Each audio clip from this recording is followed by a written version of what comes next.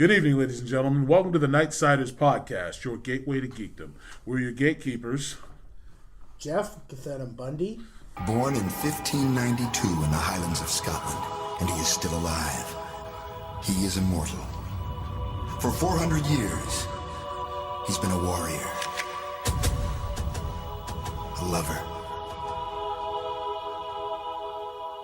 a wanderer. Paul? You are a disgrace. No, you are not my father. I am not a disgrace. I am vengeance. I am the knight. I am Batman. Atomic. All right, you primitive screwheads, listen up. See this? This is my boomstick. It's a 12-gauge double-barreled Remington. S-Mart's top of the line. Shop smart. Shop S-Mart. You got that? And I'm Big Will Johnson. In brightest day, in blackest night, no evil shall escape my sight.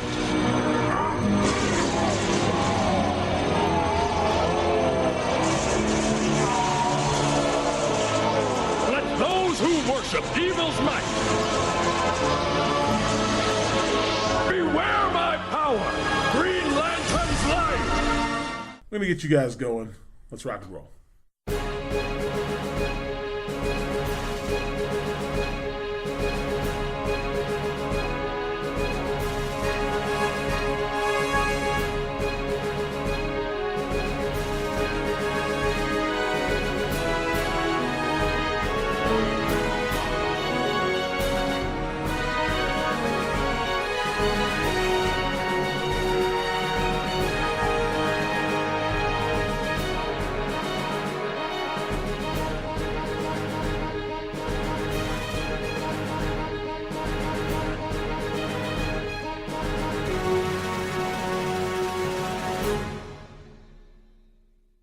All right, guys, so I figured we would introduce ourselves and what we're all about. The Nightsiders Podcast kind of came about as we would have our great discussions after sometimes the odd game, where we go out, game as in D&D or, something like that, or we go out to the movies, and next thing you know, 3 hours later, we're finally getting home feeling awfully refreshed that we just discussed the geeky banter of the day. So with that said, everything from horror to comics to sci-fi, role-playing, video games, it's all on the table. As long as it's involved in geekdom, this is the threshold you've crossed. You're on the night side. You're with us. Get comfortable. Get yourself a drink. We're just going to get into it, man. Let's talk. If you guys enjoy it, make suggestions. We're all into that. So anyway, I thought we'd start out with some TV stuff because most of us watch the CW. Oh, yeah. All the time. Yeah. Can I get a kaboom? Kaboom. So, yeah, the CW's really picked up its act. I think we're coming into, episode 8 for everybody now. Big crossover on the horizon. Yep. Crossover is next Monday. Which is going to be awesome. I can't believe Supergirl has really done a big turnaround. For those of you who are still reluctant about Supergirl, I think the writers have done an excellent job with Supergirl. Perhaps other characters, not so much.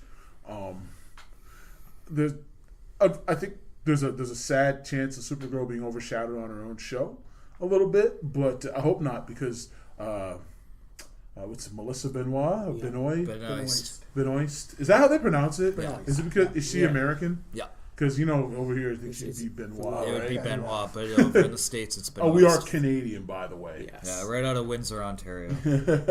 Yeah. The dub, baby. The dub. We love it, man. But I think she's done a phenomenal job with the character, and it's entertaining to watch. But then when you have so many other characters being introduced, and everybody's going to be a superhero, it kind of feels like they're padding it for its own Justice League. When really, I think they should give Supergirl another season or two to really kind of latch onto the hearts of America and beyond. I'm probably the only one who actually watched tonight's episode, right? Yeah.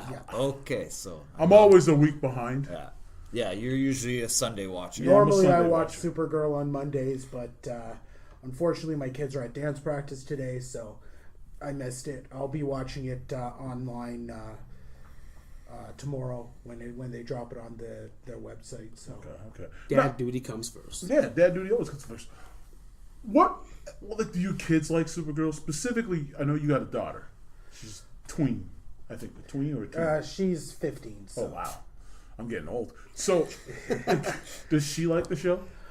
She really doesn't watch it that much. She will watch Arrow, but that's really about the only one that she watches. She's watched some episodes here and there of all of them, but she's not really into it as much. My son watches Flash. He watches Arrow. He watches Legends, but he hasn't really gotten a chance to watch Supergirl. See, I've always kind of wondered, like, if Supergirl was aimed at actually your daughter's target audience, like that 12 to 17-year-old girls.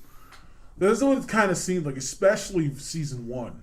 Like, I'll be honest, I didn't even finish season 1 because it was just, it was so saccharine, and it was just, it was hard to watch. It was overladen with like feminist nonsense. Yeah, sometimes. It just seemed a little. Why? Because she's a girl? No, because she's new to this. So, but again, there was room for growth, and So I just my thing is that like, and everybody knows the joke. I can watch Christmas lights blink and I'm amused.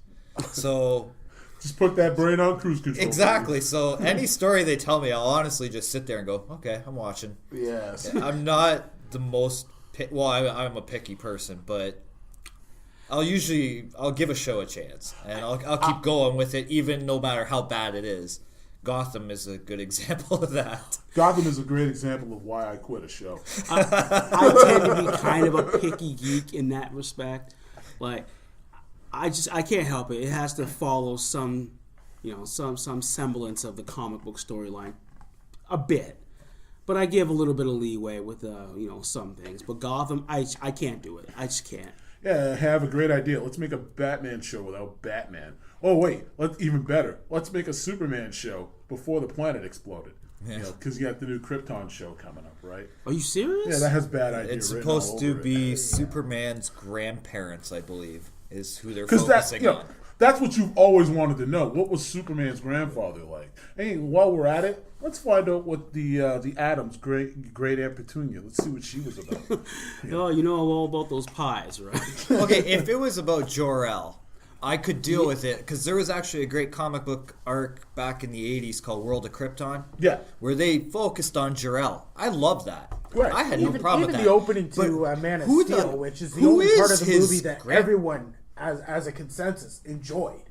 Was the opening scene with Jor-El on Krypton. Right. Even a show leading up to the death of Krypton would be at least somewhat interesting, but going that far back to the grandparents where you're not going to see this planet exploding, what story are you telling? And who are his grandparents? Has this ever come up? I think the better question is, who cares? Well, that too. That too. Because the thing about it is, right, the planet backstory at the end of the day is a reason for this alien to be on Earth. Exactly. And essentially, everything that happens before that is shorthand. It's just a way to get the idea to suspend your disbelief, first of all, and second, as a vehicle for character development. The thing that makes me really shake my head, though, is this idea that you can world build when there's other properties that are already past. It's like you have Supergirl, you have Superman, you have the films. Sorry, no, you don't have Superman, but I mean, you have Superman on Supergirl, the show. Yeah. So you've already got what happened afterwards. The idea of taking his parents and saying, "Yeah, let's do his grandparents, let's do something with that." I could see perhaps like an entire show. So what are you going to do? Run 10 seasons of Kal-El's grandparents? You know what I mean? Or I think perhaps what would be better is maybe something more like a mini series. So if you want to do something that focuses, like if you did like a House of L miniseries, right. So you go back even like show like you would go back, because I know Krypton had like a long period of like developments, right? So go back to like the infancy of the House of L. Okay, that's interesting because most people don't understand that part about Superman, and then you kind of move into that all the while knowing once you get like almost you could even do it almost like Game of Thrones, and then once you get to that, just before maybe it's Jor-El going off to whatever major city, and you're like, haha, now we know what's going to happen. He's gonna we know the rest of the story now, but it's very satisfying. You've told it in like 8 or 10 episodes or 8 or 10 parts, and then maybe you can go on and do like what I'll call a proper Gotham, if that makes sense. You know what I mean? Right. And you can kind of, or Themyscira, you can go and do that. For those of you who don't know, that's Wonder Woman. You can do that. Makes a little more sense to me than trying to just create an entirely new show. Based on. Well, for anyone who doesn't know, they're already going to have to do a little bit of manicuring, because I'm not sure if anybody else knows this, but Jor-El, Superman's father, he's a second. Yeah, he's Jor-El Jr. So yeah, you have to pick which Jor-El. Yeah. I don't know. I mean, see, for me, the way I'm seeing this project is that it's just a simple way for them to basically write whatever they want, and there's no canon to follow. They can sit there and say, hey, you can't say it's not in canon, it's never been done before. Right. And they can just do whatever they want. But the question is, should they? Should they? And do we care? Why don't you create a whole new storyline? Don't attach it to Superman. Just create something new. You know what would be really smart? How about you do the question? Absolutely. You The have question. half the budget.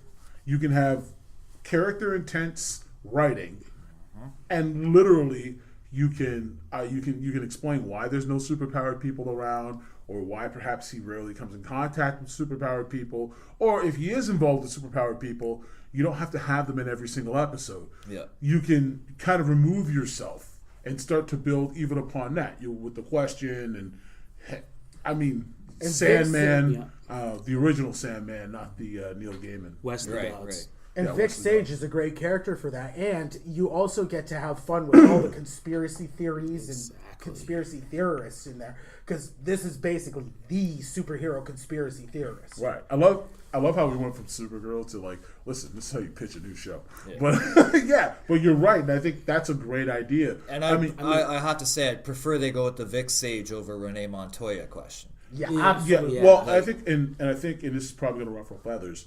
One of the problems that Hollywood, I find, not Hollywood, well, TV Hollywood Right. especially, has a hard time doing is representing gay or homosexual characters, letting them be a person first and Right. a homosexual second. Exactly. It's like, oh, let's make a big deal out of this. Well, why? They're a person. They get groceries. They work a job, and then they love people. Yeah. And you can move. You can. They're you can human, tell a just story. like us. Absolutely, and it's just a ridiculous thing that even Supergirl kind of. It's like, let's make a big deal of this. And that's actually gets into the demographic thing. I thought, okay, maybe there's trying to appeal to teenagers in that. But it sometimes comes across as almost like tokenism.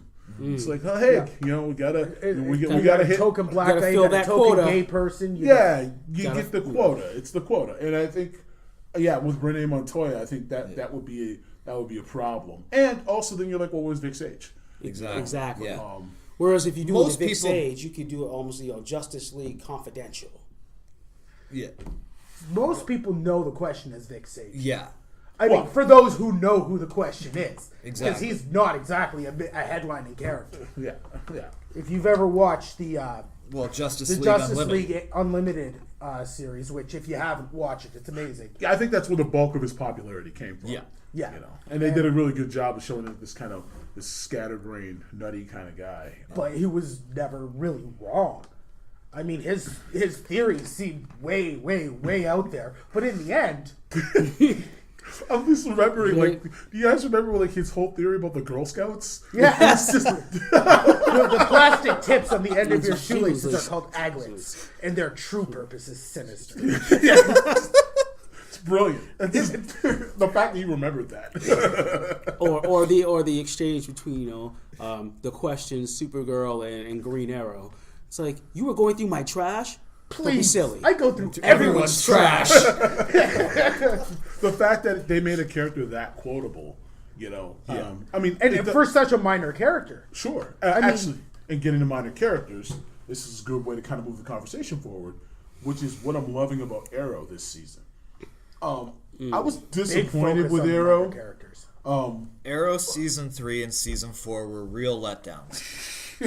Season 5 has been spot on. It's been a breath of fresh air. A resurgence. I mentioned it because I was watching the episode with Donna, and we were watching it. And the thing about it is, what was really cool was like there's a scene where a trick arrow is used. It's a very small action scene, but it seems really big because he's not trying to save the world. He's trying to protect a person. I just don't want to give away spoilers or anything in case somebody hasn't seen it. Right. But the idea is like with Arrow, when you're talking about like cities being blown up and magic, even for Batman that was far-fetched. Yes. So to use that for Green Arrow just seems like that whole suspension of disbelief is really, really being stretched. You're really stretched because you're trying. You're like, come on now. Okay, in season 2, they had the Mirakuru formula, which made Deathstroke, super strong, fast, tough, and Roy. And Roy. And you had the sub-story with Roy, and you had Cyrus Gold, which is supposed to be Solomon Grundy, but they didn't really go that route. Right. Sad. Yeah. But that there was no real suspension of disbelief. People could buy that there's a serum or a formula that can screw up your body in those kinds of ways. And I think even better, I think Marvel kind of made that more palatable. Yes. With Captain America. Yeah, especially. Absolutely. Yeah. Then you kind of jumped into season 3, and they kind of started introducing metahumans. But they did that one, in my opinion, they did that right because it was very low key. It was every once in a while there'd be a metahuman, and he wasn't so over the top powerful that Arrow couldn't take him down. Right. Season 4 came, and Damien Dark, you couldn't even touch this guy. Yeah, the guy Like, was... That was ridiculous. And you want to introduce magic? You couldn't touch him until the final episode when the spirit of the city took away his power and you killed him. Hey, never underestimate the power of those spirits. No matter how you get in touch with them. But you took 23 episodes to get there. Started with Jack and ended with Daniel. So The spirit of Jack and Daniels. You mean the ones that Quentin uses? But no, seriously though, they made Damien Dark way too powerful for the show he was in. Wait. You mean the show about a guy who uses a bow and arrow to fight crime? Okay, and a guy who repeatedly, episode after episode, shot an arrow at him for it to stop in midair. And when are you going to learn? To the point where even Dark's like, how often are you going to do this when you realize it's not going to work? I know.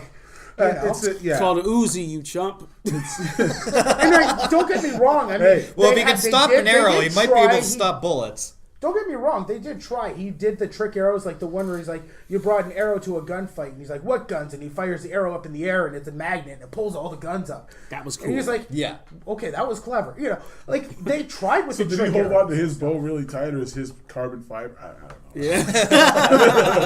But He's got no metal on his utility belt, That's how he does those crazy jumps. Yeah, but he if fires you're- one of those arrows. But if you're and jumps planning toward that, it. Well, but if you're personal force planning field. that, you're not gonna walk in. Well, because if it was Batman, never mind. I'm not going down. Don't go there. personal But force the field. problem, guys, the problem personal was force it made field. Damien Dark way too big of a villain for the heroes of the show to really be able to handle. Actually, I think- and that's why they had to do that corny, the spirit of the city Yeah. junk in the last episode. Actually, I think with Damien Dark, he would have been a lot better villain for the Legends to take on. Yeah. like they're they're doing now. that this season now. And however, getting back to the original reason I brought up Arrow, because I can see all of us are kind of we were hurt. Yeah. Oh yeah. We were hurt. Man, Ragman. Even as a kid, I had a thing like I liked Ragman. I was like, oh, that's if somebody would have told me years ago, like, I'm 34 now. When I was a teenager, if you said, yeah, the Atom's going to be on TV, Firestorm, Ragman, I'm like, you're out of your flipping mind. No, but they won't put Batman on TV. Like, you're crazy. Ray Palmer almost did end up on TV back in '95 when they had that Justice Oh, no, League. God. Jesus, sorry, I had to bring it up. Man, that doesn't exist. Like Highlander. Shut up! Okay, guys, look, for our audience, because we know some of you guys aren't really as deep into geekdom. I mean, we've been there's another show called, I think it's Movie Talk, where they talk about sweaties. We've been sweating it up for a minute, so we should probably explain. There was like a pilot that was done for the Justice League years ago. It was a bootleg. It was so terrible. Like, I mean, literally, Green Lantern, like, the most impressive thing he does is, like, he creates an umbrella with and it's got, like, he's wearing, like, a weird version of his costume that looks like it's, like, a vinyl version of Guy Gardner's costume with Kyle Rayner's mask. It's god-awful. If you can track it down, you can probably find it on YouTube somewhere. Did you finish it? Yeah, I did. No, wait, did I? No. Because if you did, you have a massive threshold for pain. Yeah. Oh, yeah. Because I got 5 minutes in and it was off. No, I actually... like a dirty did I watch it or did I watch a retrospective? I think I watched a retrospective of it. I because I got 5 minutes in and it was off. I'll be honest, that's the only way I even know how the Star Wars Christmas special ended, by watching someone's review of it. I'm going to tell you something. Right now, God's honest truth, I got to the Wookiee part, and I just turned off my computer. That's what I did, man.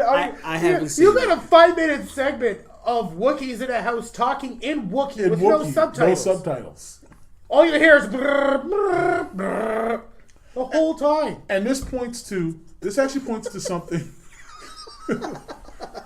Oh, it's awesome. It's so funny. I wish you guys could see it because literally Paul's like bright red. He's almost matching his shirt right now. The thing about it is, this points to the problem with a lot of these shows, with geekdom in general. When I say geekdom, I mean just the pop culture idea of superheroes and sci-fi. The mainstream didn't know how to put them forward and make them palatable. They figured, hey, as long as you got to see a representation of what you like, you're going to purchase it. And back in the 80s and 90s, we did, because, hey, where else are you going to see it? Like, we didn't have a huge market for it. Well, there was also no internet. There was all we had. Exactly. Whereas now you need to come with some sophistication. With the internet, if you're not going to make something good, someone out there will. Absolutely. And you're going to lose your audience, and they're going to gain it. Sure, yeah, exactly. You got to realize, like, Greg Berlanti's doing something right, because we have a crossover coming up with all these characters in costume, and none of us are going, that looks lame. And they're in real costumes. Yes. You know, it's not a hoodie with the logo stitched on the back. Or, it's not. It doesn't look like they're wearing onesies. It's weird. Like, is he Citizen Steel now? Yes. I believe so. Yeah. Citizen Steel has the Citizen Steel costume. Blows my flipping mind. You know, even when I first saw Firestorm, I was like, oh my God, they went with the actual costume, not the original. Yeah. When they brought Jackson, on Legends of Tomorrow, or no, actually, sorry, he started on Flash. Flash. Yeah. Flash revolutionized a lot, which I know we skipped over Flash, guys. And the reason is I think Flash saved the best for last. He kind of saved the best for last. Flash has done everything right very consistently. In fact, Arrow may have kicked it off, but Flash, I think, saved superheroes on TV. It was just comic book enough that it kept fanboys and geeks like us interested, but it was palatable enough to the mainstream so that people said, I will give this thing a chance. And anytime you have a main character that cries that much, it doesn't annoy you, it works. You know, or a main character that needs that many pep talks. Yeah, it's true. Almost every episode. He gets a pep talk. And it's not like it's one character always giving him the pep talk. He gets a pep talk from the villain half the time. That's true. Here's the great thing about the Flash, though. Unlike a lot of other superhero shows, it's really built around family. It had something that even the Fantastic Four, that was their premise. You remember they were supposed to be the family of superheroes. Right, the first family of Marvel. They didn't have that, but the Flash seems to have really captured that, the essence of family. Absolutely. And I've actually heard someone say that everything the Flash is everything they expected from a Marvel television show. It's light, it's bright, it's got the humor, it's got all those things. And that's something that we typically see more in Marvel comics, where DC comics tend to be darker, grittier, You know, I don't think they're comics. Not their comics. Not their comics. and they're shows, other they're media, shows too. But they're comics. And at the same time that Flash is on, you've got on Netflix, you've got Daredevil, which is a Marvel property, but it's dark, it's gritty, it's almost everything you'd want out of a Batman. Almost It's head smashing. Yeah, and when you watch it, it's almost it's odd to say this, but between Daredevil and Jessica Jones, there's a viscosity to your viewing experience. It's very heavy. Yeah. And I like it. Yeah. You know, but it's nice as a palate cleanser to switch on a Tuesday night and watch Barry Allen chase after 13-foot shark men. You know what I mean? Like there's something very refreshing about that. Almost like, you know, the reason I read different comics. You know, when you would go pick up your stack.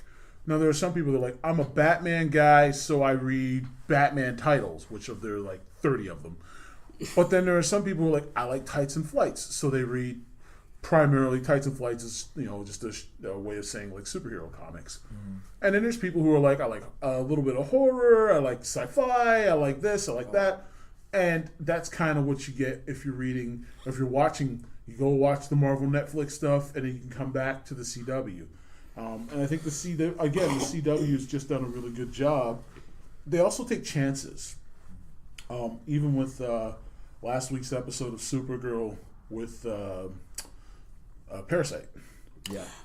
That was great. Yeah, the CG for a primetime television show, really good. Why? Because they took their cues from Arrow. From Flash.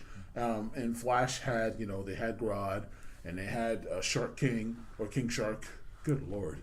Having a night, aren't I? Yeah. And 2 geek point stat. Yeah, I'm losing status. But the thing about it is, right, like, they're willing to take that chance. And yes, we know it's CGI and it doesn't look perfect and it's not film quality, but you took that chance and you gave us something we never thought we would see. And so the fans respond by going, okay, we'll invest more. We'll view that. We'll back you up on that. And guess what? Then they just give us even more. And we get to see cool things like moving into Legends, last season on Legends, when I was like, are they really going to do what I think they're going to do? Because I don't recall the Atom ever doing it. Like, I read the Atom when I was a kid. I think he was doing the Sword of the Atom thing where he was, like, in like a semi-mystical world. I used to watch the 60s animated. Oh, absolutely. Atoms. Sure. Oh, my God. They're so bad. They're but terrible. I have them. But hey, that's another thing. When you went to a video store, I remember like Applause Video, Jumbo Video. Ion you Video. go to the Ion Video. Yeah, absolutely. And you go to those places, and they'd have those DC superpowers, and then they'd have the even older ones, Super Friends, and you would get those, and you're like, you watch those, and I mean, that was it. I remember anybody who remembers Big V, especially if you're in Windsor. Yep. Oh, yes. Big V was kind of like Walgreens for our American friends. I went to Big V, and I remember there was a Submariner. It was weird. Like, superheroes made a small comeback in, like, the early 90s. Yeah. Like, 94-ish, 95-ish. And I remember I went to Big V, and I bought the Submariner. It was the 1960 show. It even had this great... they had the great song. Remember? I remember that. Yeah, stronger than a whale. He can swim anywhere. He can breathe underwater and go flying through the air. Yeah, it was just... At least you guys can sing, because I can't. Anyone who's heard my other podcast knows I can't That's sing. bad. You know what's hilarious? My brother's going to hear this. He's going to laugh. He's going to laugh his ass off because he's like, dude, Mr. I don't sing. But like, that just, it hooked me, man. Like, it was just... I mean, I'd already seen, like, the old Captain America, when Captain America throws his mighty shield and all. Yep. Those old ones from the 60s, but that was all we had. Like, going back to that was all you had. You go and rent those things or whatever else. So, I mean, those were cartoons. Those weren't live action. There was nothing real tangible. Even if you wanted to go buy a toy, there were no Submariner toys at that point. No. I mean, kind of, but not really. No. And I think the resurgence came from the cartoons because X-Men. You had X-Men, you had Batman, you had Spider-Man. And they kind of made them popular. And those three, and then you also had the Teenage Mutant Ninja Turtles doing their thing. Yeah. Which was big in the late 80s, early 90s. Mm-hmm. So, that whole era, we had some of, the greatest animation to this day. I'd love for somebody to tally it up. I'd like to see between Batman and Spider-Man, who has more cartoons? I think it's got to be Spider-Man. Yeah. Spider-Man has more. Well, because he has Spider-Man and his friends. There's Spider-Man Unlimited. There's Ultimate Spider-Man. Spider-Man the Animated Series. Spectacular Spider-Man. There's Spider-Man from the 60s. Yeah. Which I have the box set of that. What else? Fuck. There's a whole bunch of them. Yeah, there's like a whole bunch. Spider-Man probably. No, don't get me wrong. Batman does have his share of because I think he had shows, two different animated shows in the 60s. Well, Batman had the Filmation era. Wow. He had the Filmation era. He had then part of Super Friends, obviously. Friends, Actually, and the animated series, and then there's the the Batman. Super Friends and the animated series, there was nothing. Yeah. Oh, really? Yeah. Nothing animated. Then you had Batman the Animated Series. Then you had the Batman. Then you had Beware the Batman. Yeah, see, that's where you kind of got the boom, boom, boom, boom Batman all the time. Yeah, that was Spider-Man. Spider-Man's got way more. I guess Spider-Man. Spider-Man's still going. Yes, and don't get me wrong, X-Men's actually got quite a few animated properties too, but it's all newer. Whereas Spider-Man and Batman go back to the 60s. Was there ever an X-Men before the 90s series? Yes, there was. Yes. There were two. There was one that came out in the 60s. I don't know if it was if it was by itself or if they were introduced with the Fantastic Four. And then there was one pilot episode where Wolverine, for some reason, had an Australian accent. Oh, that thing was god awful. Oh, but that's how Hugh Jackman got his role. Yeah. They predicted it. Yeah, exactly. Yeah, they knew an Aussie was going to play him. But the interesting part about that was the animation was actually it was pretty high quality. The animation wasn't bad, but unfortunately the story was. Yeah, I can't remember which company was doing it, but they were the company that I think the same company that did that was also the one that did Spider-Man and His Amazing Friends. Okay. So I like that show. I mean, of course, and the Incredible Hulk from around that same era, which, in my opinion, that Incredible Hulk had the best theme music. Yes. Period. Yep. You know, the ba-da-bum-bum-bum-bum, boom, and it was just so bombastic, right? Get bombastic. Yeah, but it was awesome, and it was. It was one of those things that, like, when you hear that music, you knew. And I remember there was, like, only 2 tapes that came out of it. Because, going back to renting them. Because we had them both. We ended up... I just put my hand in my brother's gum. How gross. Anyway, we actually ended up... we ended up getting them both. Especially when, like, I think it was Jumbo Video. No, it was Applause. Applause video closed. And we were able to buy them. By then, those tapes were, like, on death's door, but still, even Superboy, he had a show. Yep. But cartoon or he had a cartoon and a live action. And live action. I remember the live action. Yeah. But he had a cartoon, and they even had a version of Mon-El on that cartoon. That's the thing. Live action for TV shows. He wasn't called Mon-El. He was called something else, but it was kind of taken from the Mon-El storyline. Up until recently, there really weren't very many live-action TV shows. Now, I know you had the 66 Batman. Everyone knows that. And the 2 serials from the 40s. Yeah, and you also had, the Incredible Hulk from the 70s. Yeah. Oh, I love that show. I love it, too. Lou Ferrigno, come on. It was depressing. It was. Show. Every end of the episode, you had that music. You just walk away. They're like, oh, when you're a kid, right? Here's the thing. The emotional impact on you when you're a kid, right? You love the Hulk, but you're like, that poor man. He just wants some friends. But why would anybody play with him? And then you have the Sadistic Adventures of Captain Marvel there. Hey, jeez, that's awesome. Was it? For anyone who doesn't know, please Google the Sadistic Adventures of Captain Marvel. It's the Adventures of Captain Sadistic. Oh, is it? Okay. That's either way, you can find it either way, but it's an old black and white show. It's a video clip on YouTube. You will die laughing. It's Shazam, formerly called Captain Marvel, as he throws people off buildings and wantonly guns down assailants who are running away. He's gunning him down as they're running away. He's shooting him in the back. Like, now there's a superhero. Could you imagine George Reeves Superman witnessing that? As a face palm that could be heard around the world. You know what I mean? Like, it would just be it would just be incredible. I wonder if he'd even stop him. Like, I can't. But really, we really didn't have much in the 80s, but the 80s were mostly sci-fi. Yeah, Star Wars, 80s, I think. Star Wars was big. Star Trek was huge. Yeah. Next Gen. Star Wars had a really big impact, I think. Now, I'm born in 82. So. And Battlestar Galactica was still. Jesus, that show. And you also had V. Still. Yes. V was big in the 80s. See, and I think that kind of made superheroes old hat. Mm-hmm. You know what I mean? To use an old timey term. I think with Burton's Batman. You know, I think was it 88? Yes. I kind of remember that year. 89. I was cognizant of that year. I was kind of, you know what I mean? Like, you're at an age where you kind of... I remember when people were getting the bat symbol. Like, people you never expect getting the bat symbol, you know, like at barbershops, they get the bat symbol put in their head. Yeah. Batman was on... I mean, that bat symbol was on everything. It was everywhere. And then I remember a short time later, because it debuted on Thursday nights at 9 o'clock, The Flash. Yep. That's right. With John Wesley Shipp. Yeah, with John Wesley Shipp, who now makes an appearance on... The Flash. CW's The Flash, which is brilliant. And that show... Which we called, by the way. That show was amazing. And he's played almost as many characters as Tom Cavanaugh has. Between the two of them playing different roles, and yet we get them every season. Yeah. I mean, hey, when you have a good actor, it's hard to let him go. Don't let him go, exactly. Yeah, it's hard to let him go.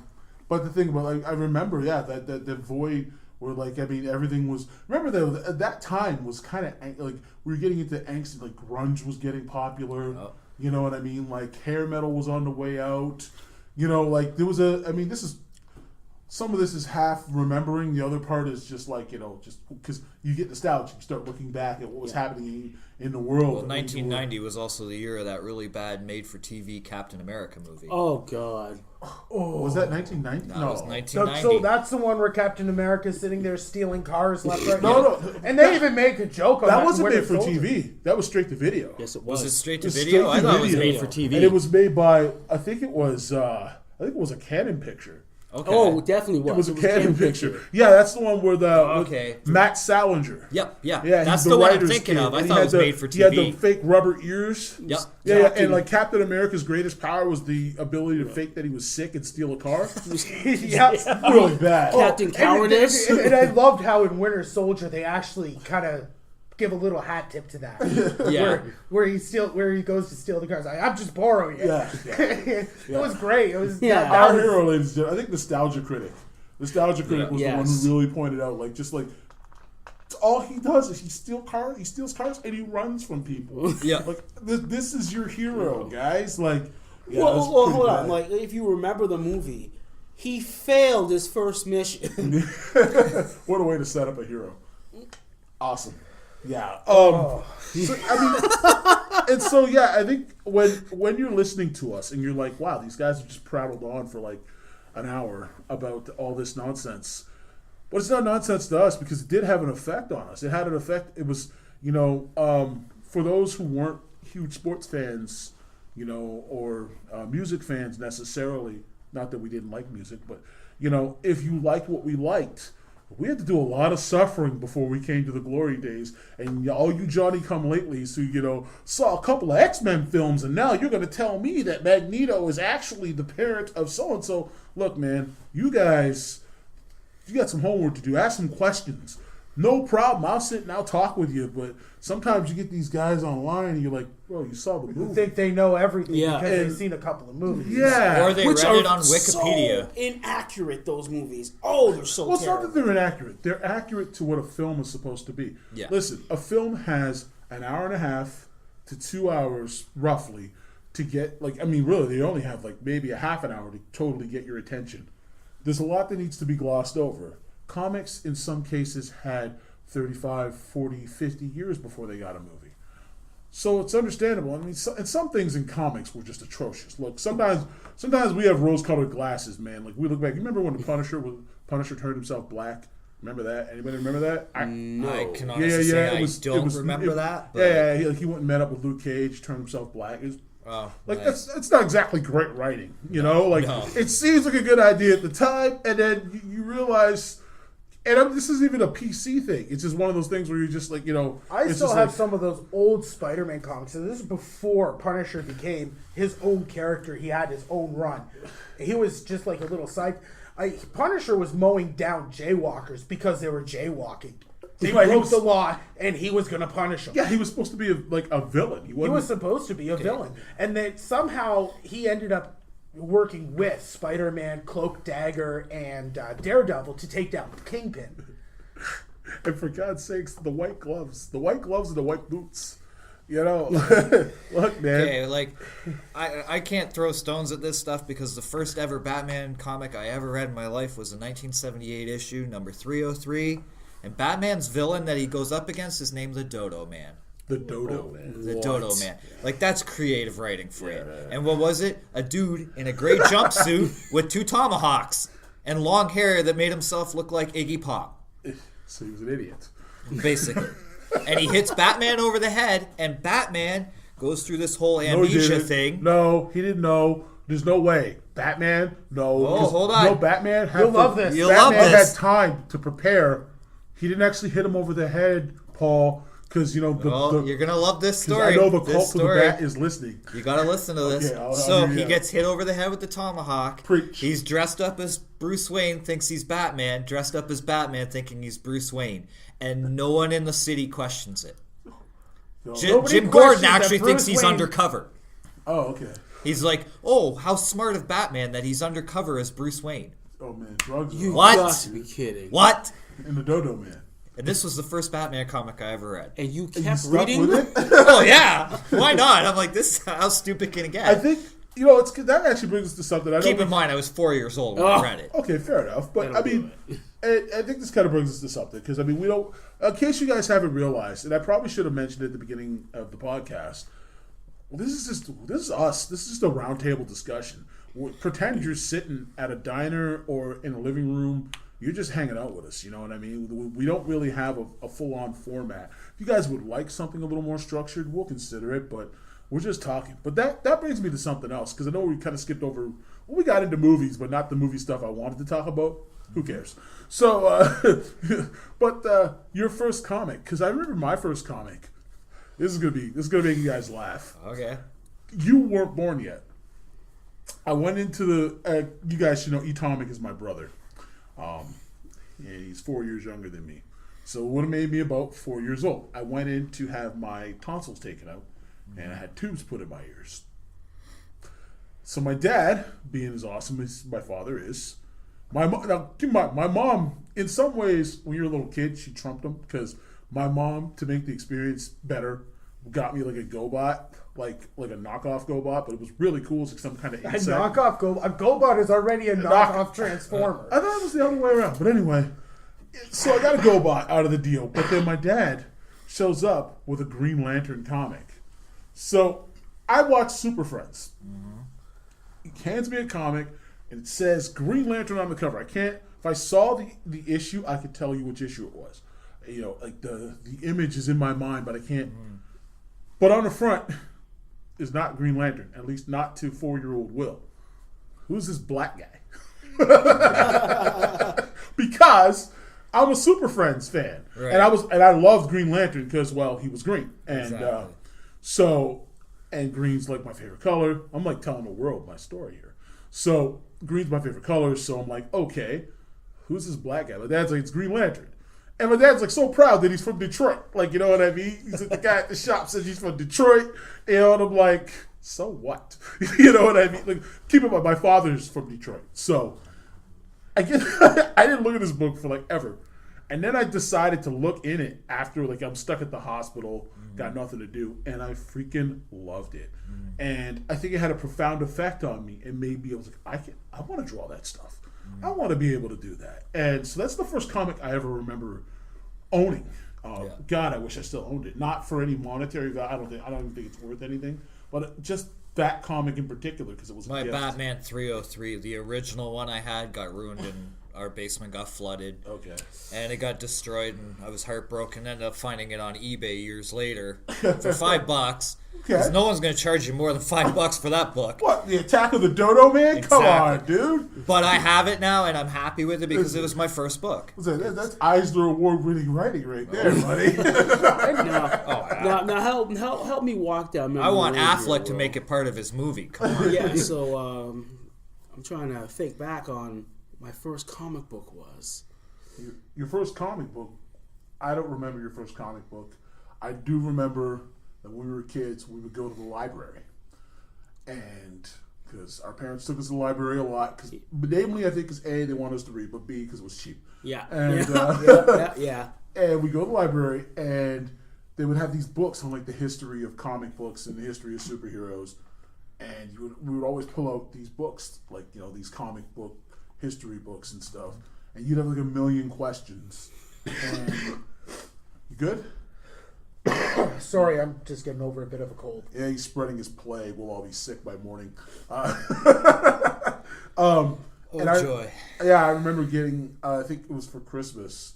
I think Josh and I pitched in and got you that DC. Who's Who DC comic book. Encyclopedia. Encyclopedia. That's what I remember now. Yeah, that's right. Yeah, I think, because it was a pretty expensive book. It's pretty big. It was like $35, you know, like I was no small scratch when you were a kid. But speaking of that and talking about old comics, you guys, like, in the city we live in, Windsor's a mid-sized city, by Canadian standards especially. I know a lot of, like, people in, like, New York, and they're like, oh, I go down to my local shop. When I was a kid, I really didn't have that. Not till like 6th grade, when comics in the 90s, you know, because of the speculator era.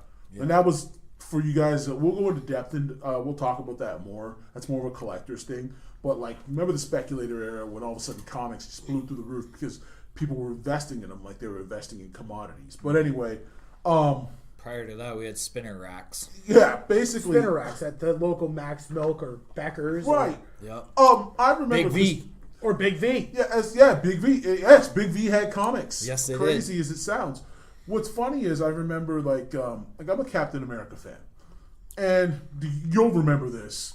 Remember Cap Wolf? Oh my God, yes. And the thing is, those are the only comics. That's the one time I was able to, like, read a complete arc in a comic book. Because, I mean, when I was younger, because those were the only comics. Like, nobody was buying that book. Yeah. Because, I mean... I, however, loved it because I'm a huge werewolf fan. But, yeah, it was crazy because all of a sudden, like, you can finally get a whole run. But any of you guys that grew up in, like, the late 80s, early 90s, or the 90s, you know, it was funny because comic shops weren't really a thing in Windsor. And I remember there were a couple shops, but they weren't really a thing to go to. A lot of times your parents looked at it like it was a waste of time. Yeah. I mean, my parents were cool, but, like, I think my dad, like, that first comic I talked about, he bought that in Detroit. And if I had to guess, he was at a shop that, like, just because he happened to be around one. Mm-hmm. Anyway, but getting back to it, like, the idea that you'd have to go to a grocery store, you'd have to go and trying to collect, like, a run of a book, unless, like, the store owner knew you and liked you, you always had that $3.75 or $2.50 or whatever. It was $2.50. You guys back then they were 85 cents. Yeah, see, you're old, bro. Yeah. Like, no, they were more than that for me. I'm young in mind. Okay, Mine were $1.25. $1.25. Yeah. Yeah. See, I'm from the Image age. They weren't that cheap, man. Image was just awful. Like, they're expensive. Like, I mean, from a kid standpoint, keep in mind, man, I go and shovel snow and make my little $5 here and there. By the time I played Street Fighter, I might have had enough to pay for a comic book. So I remember somebody said, "Oh, go to the Comics Zone," because all of a sudden a couple of comic shops opened up in the city. Mm. Now there was Border City, and there was Olympia, but I think Olympia was also a record shop too. Yep, Olympic Records. That's it, Olympic Records. Yeah, it was Olympic Records. There's Border City, Odyssey. There was the comic. I think it was Odyssey. Odyssey on Howard. And then you have Millennium on Tecumseh Road. Yeah, Millennium was. It's still. It was around. a comic shop. They're still kind of around. There was the Zone. the Comic Zone was on Howard. It's Comic Book Zone. It might have changed to Odyssey. But, Oh, it was Odyssey, and then it changed to Comic Zone. okay. I remember the Comic Zone. I remember because I think it was like a local artist who had a character called the Green Grasshopper or something. And, shout out if you're listening to this. I remember I was dazzled by that person's artwork. I don't want to say guy because it might have been a girl, But that was like the rise of comic book shops. Then we got real lucky. We ended up getting like Rogues Gallery, which they're still in operation today. Rogues Gallery. For those who don't know, if you can find a bus station downtown, Rogues Gallery is like right across the street, and they're fantastic. 2 floors. I think they actually took over Olympic. I think Olympic, a lot of the stuff that Olympic had went to Rogues Gallery. Yeah, because Olympic closed and just became Awesome Records. Oh, okay. And it's They now went all just records and records, CDs and in then there. the comic stuff went over to And Rogues. I'll say this about Rogues Gallery. Rogues Gallery, in a way, from my perspective, and anybody in the comments, you can correct me, Rogues Gallery, they kind of created not created, but they kind of expanded the geek culture in the city. I remember even when they first opened, and I won't mention by name, but there was another shop owner who didn't like the idea that Rogues Gallery, they called themselves geeks in the newspaper. And the other shop owner kind of felt like, look, we've been trying to shake that stigma for years. And Rogues was like, we're embracing that. And, so too did the rest of us, bottom feeding sweaties. You know what I mean? We were like, hey, okay, I'm a geek, right?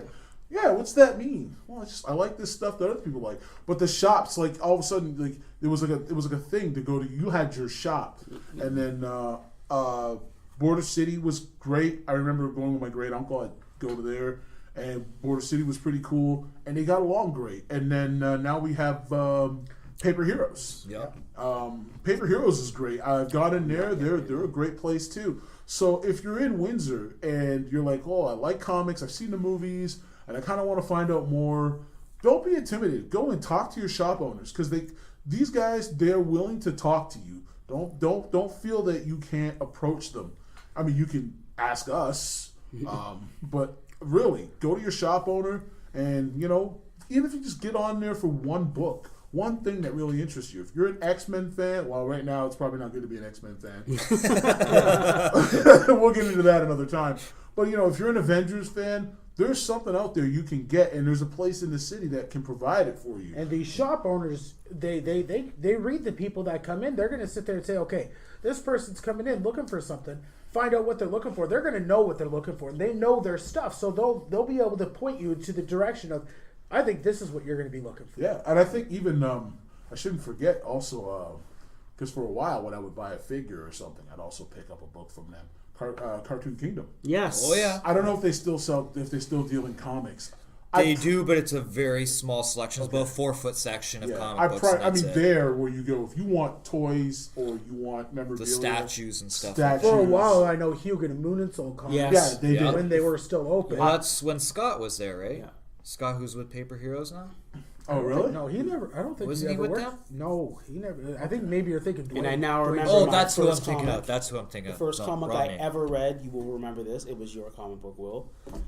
Captain America versus the Captain. Oh yeah. And I loved it because I always thought Captain America, for some reason, I had this weird thing as a kid. I loved doppelgangers. I don't know why. Yes. I loved doppelgangers. Flash, Reverse Flash. Flash. Superman 3.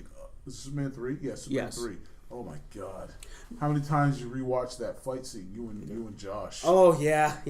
So, but yeah, just to finish that last thought, there's a community in Windsor, even for manga. Some of the places sell manga too. There's a community in Windsor, and there's places that you can go and buy your comics. Yeah, I know some of you guys might be like, well, I can just get them on Comixology, and that's great. But there's nothing like that smell or that tactile feel of cracking open a book. And you don't have to go out and buy the whole run. The beauty is there's trades now. You can get trades. So go on out, support your local comic shop. If you're downtown, hit Rogues. If you live in the South End, make sure you hit Paper Heroes. Border City's still around on the East End on Wyandotte. You know, No, they're on Tecumseh Road. oh, they are at Tecumseh. Yeah, sorry, I'm so used to. They're by the giant tiger. Right, that's right. Yeah, they moved. Yeah. So go and support those places. No, I don't know if CG Realm sells comics. I don't know. I don't think so. I've been to the building. I've never actually been into the building. You know what? I think next podcast we should talk about gaming places. You know, because gaming is near and dear to each and every one of us. In fact, that's how you and I. Well, aside from work, that's how you and I met. Well, we met at work, but that's how we started talking. Yeah, gaming was what got us to but just so that our listeners know, like, especially, I know that this has been kind of there's been a lot of fan talk in this particular podcast, but it's important that you guys know that, like, we do want to be accessible to people who maybe who don't know how to access the geek culture. It's like maybe you've always had an interest in Star Wars, but you don't know that there's people like it's the 501st, right? The guys who do the 501st Legion, I think it is, or something like that. Yeah, they rebuild, they build their own cosplay for costumes for Star Wars. Wow, even I didn't know about that. Yeah, so they've got like there's And they at go least a around dozen all groups over. on Facebook, All and over the stuff. world. I yeah, think. and the thing about the groups on Facebook though, there's an intimidation factor there because there you is. don't want to be the new guy who asks a question. Because I mean, look, the internet can be mean. You don't want to be the guy who goes on there and looks stupid. Well, that's okay. We have no problem looking stupid for you. You know. So anyway, Everyone's got to start somewhere. yeah, everyone's got to start somewhere, and your wife, right? Yeah. she was never a geek She until was never Arrow. a geek, and now she's trying to take away from me being the bigger geek than I am. Yeah. Not going to happen, but I'll tell you, face it, Tiger, you hit the jackpot, bro. Well, and my sister was into video games, Legend of Zelda, and all that. And then Flash comes along, and now who's her favorite comic book character? Vibe. Yeah, Of all characters, totally Vibe is her threw me favorite. When you mentioned that to me, Yeah. 'cause have you ever seen his original costume? No. Oh, God, God, awful. I can honestly say I haven't seen it. Listen, he'd get kicked out of a pride parade, bro. Yeah. Like, He's supposed to be from you're Detroit. Too flashy. You're too flashy. Go home. You're trying too hard. yeah, no. And he's supposed to be was from bad. Detroit, man. But honestly, honestly, Maybe that's the where he Teen wears Titans all back then. those colors. The Teen Titans back then. Oh yeah, they're pretty bad. Too. Oh jeez. Jericho. Oh jeez. The a whole useless Judas hero. contract And I'm era. almost, I'm almost which they're making an disappointed they animated didn't film bring him of. into Arrow. Yeah. Well, we might get there. You They never know. did mention his name. Yeah. He had a son named Joe. So Yeah, I mean, yeah, they did. there's- Yeah. They did. That's for you Teen Titan fans. But yeah, I mean, I guess the best way to put it is, if you just happen to stumble across this podcast and you bothered to listen to us for this long, look, there really is a place for everybody. And even in discussion, if you're going to leave comments, try not to come down too hard on somebody who comes across like they don't know what they're talking about. Because hey, you know, this stuff is entertainment, and it's not like having to know how to tie your shoes. Mm-hmm. Look, not knowing that there are several forms of kryptonite, not just green, it's not exactly life knowledge, kids. No. It's fun, and it helps make some aspects of life bearable because you have things that entertain you, but there are going to be people who are brand new to it. Also, though, if you're that new guy coming in, you know, maybe sit back and read, or new girl, I should say, too. Sit back and read some of the comments before you decide to just open your mouth or type out, you know, what you think you know, because there are people who are older than us. They've been reading comics since like the 60s. You know, they remember when the Fantastic Four didn't wear costumes. So, you know, it's just one of those things. Like, so yeah, there's a community out there, and if you're looking for people who do things in that community, you know, maybe you're a bit apprehensive. You're like, I don't want to dive that far in. I just kind of want to get some comic knowledge, or maybe trade some comics with people. Yeah, people still do that. Hey, you could read this issue or read this trade, and I'll read that trade, and you kind of switch them off just so you can get the story. You know, I know store owners don't love it, but hey, you know, at the end of the day, it keeps people interested in comics. So Everyone takes their journey differently as to how they get into their fandom. absolutely, Like everyone does. And I For used my to wife, it was Arrow. yeah, That was the show that brought her in, and now she's as big a geek as I am. It's really cool. For me, it was Super Friends. yeah, okay. That was my first exposure. Mine was the 1960s Batman with Adam West. My mom. It was my mom who sat us down and we would watch that. And that led to the Super Friends. And yeah, I mean, you would think it would be. And my dad was always like a big Marvel guy. Yeah, yes. His favorite superhero was Doctor Strange. You know, like. Submariner. Has he seen the movie Submariner yet? first, Doctor Strange. No, that's the sad part. I felt a little guilty because we went as a group. There was like 10 of us that went to go see Doctor Strange, and my dad had to work, so I felt a little guilty going to see it without him because he used to say, "Man, you got Doctor Strange. He's got the collar and the cape. He's bad. Tell you, son, he's bad. You know, he coming with that cape." Like and when my dad saw the trailer with the cape flip, it was like literally, man. It still sounds so weird saying this about my father. It was so cute because my dad's reaction was just like, "Ooh," you know what I mean? Like, so. And if you haven't seen the movie yet, that cape is bad. Yeah. It's a bad amazing. cape. It's like, yeah. It was like that moment in Superman 1. Yeah. Whoa! That's a bad outfit. Yeah, pretty cool, man. Like so, you know. Again, this is a fan podcast. We're just going to talk about random stuff in general, but, you know, it's also just to help you guys know that there is a community out there. Heck, you know, talk to us. You know, we're not hard to reach. Especially if you're in the Windsor area, we will get you in contact with whichever fandom you need. Yeah, pretty much. You know, between the four of us, I'm sure we can get there. We should really do one on horror one day. Oh, dude, I'm all over that one. Well, you guys know I have my own separate podcast, the Bats, Bulls, and Books podcast.